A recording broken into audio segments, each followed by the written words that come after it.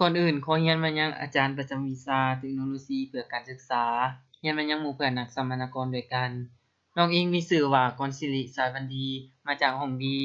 มื้อนี้จะมาเฮ็ดวิดีโอประกอบการเรียนการสอนเกี่ยวกับการซอกทวีคูณร่วมน้อยสุดและการซอกอุปคูณร่วมหลายสุดของจำนวน 1. ทวีคูณร่วมน้อยสุด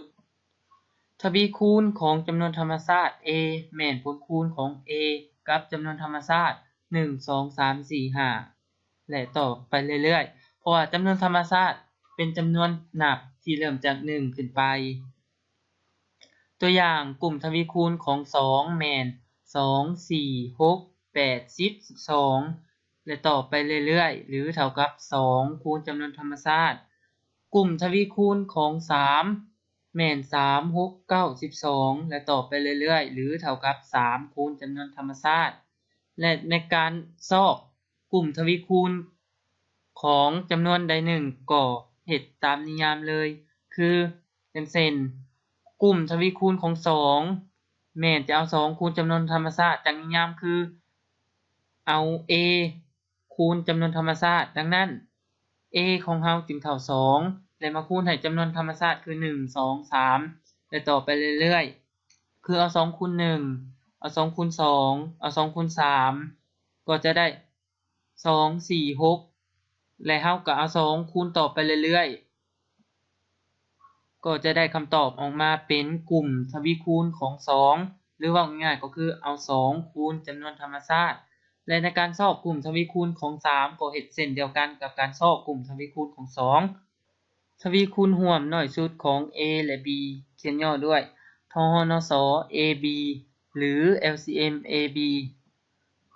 ตัวอย่างทวีคูณร่วมน้อยสุดของ3กับ4เราจะมีกลุ่มทวีคูณของ3แม่น3 6 9 12 15 18 21 24และต่อขึ้นไปเรื่อยๆกลุ่มทวีคูณของ4แม่น4 8 12 16 20 24 28และต่อขึ้นไปเรื่อยๆในการซอกทวีคูณร่วมคือเราหาจำนวนที่อยู่ในกลุ่มทวีคูณของแต่ละตัวที่มันคือกันคือในบทเลขนี้จะเห็นว่าตัวคือกันมี2ตัวคือ12และ24และเราจะรู้ทวีคูณร่วมแม่นทวีคูณร่วมน้อยสุดแสดงว่าตัวที่คือกันนั้นต้องแม่นตัวที่มีค่าน้อยสุดตัวที่มีค่าน้อยสุดก็คือ12ดังนั้นทวีคูณร่วมน้อยสุดของ3และ4แม่น12หรือจะเขียนว่าทหนส3 4เท่า12หรือ LCM 3 4เท่า12 2. อุปคูณร่วมหลายสุดอุปคูณของจำนวนธรรมชาติแม่นให้2จำนวน a และ b ถ้า a หารขาดให้ b เราเว้าว่า b แม่นอุปคูณของ a ตัวอย่างอุปคูณของ36คือการเอา36มาหารให้จำนวนธรรมชาติซึ่งเริ่มจาก1จนถึงโตมันเองก็คือ36เรามี36เอา36มาหารให้1จะเห็นว่า36หาร1แล้วขาดคือเหลือ36จากนั้นก็หารต่อไปเรื่อยๆคือหาร2หาร3หาร4จะเห็นว่าหารขาดทั้งหมดแต่เวลาเอา36มาหาร5จะเห็นว่า36หาร5บ่ขาดนั่นก็แสดงว่า5บ่แม่นอุปคูณของ36จากนั้นก็หารต่อไปเรื่อยๆตัวใดที่หารขาดแสดงว่าตัวนั้นแม่นอุปคูณของ36ตัวใดหารบ่ขาดแม่นจะบ่แม่นอุปคูณของ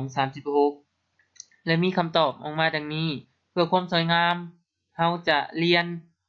คำตอบจากจำนวนน้อยหาจำนวนหลายดังนั้นอุปคูณของ36แม่น1 2 3 4 6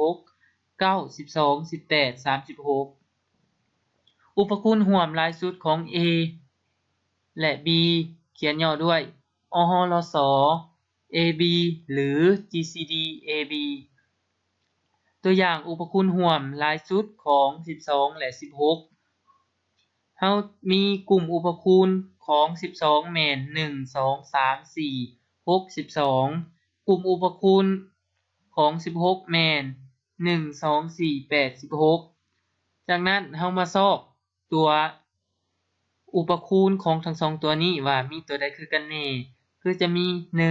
1 2 4และจากหัวข้อคืออุปคูณร่วมหลายสุดแสดงว่าเอาตัวที่คือกันและมีค่าหลายสุดนั่นก็คือ4ดังนั้นอุปคูณร่วมหลายสุดของ12และ16จึงแม่น4หรือเขียนว่าอหลศ12 16เท่า4หรือ GCD 12 16เท่า4ตัวอย่างต่อไปอุปคูณร่วมหลายสุดของ3และ7เฮามีกลุ่มอุปคูณของ3แม่น1 3และกลุ่มอุปคูณของ7แม่น1 7จะเห็นตัวคือกันมีเพียงตัวเดียวคือ1ดังนั้นอุปคูณร่วมของ3และ7จึงแม่น1จึงสามารถเว้าได้ว่า3และ7เป็นจำนวนมูลต่อกัน